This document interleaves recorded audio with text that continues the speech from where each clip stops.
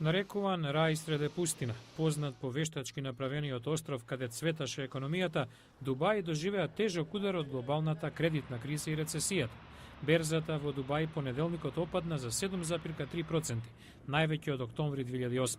Но проблемите се од многу порано. Цените на недвижнините годинава паднаа за 50%, а масовните отпуштања доведоа до екзодус на странските работници. Барањето за одложено отплаќање на долгот е очекувано за дел од економистите. Во оваа клима на економски потешкоти, Дубај го чини она што го направија и други земји ширум светот. Веста дека оваа членка на Обединетите Арапски Емирати бара одложено отплаќање на долгот од 60 милиарди долари во европските банки предизвика домино ефект на берзите минатата недела. Европските пазари подоцна се опоравија, откако аналитичарите се обидоа да ги стивнат стравувањата од долгорочни последици. Барем во моментов не се верува дека ќе дојде до долг и траен ефект врз банките во Европа и САД.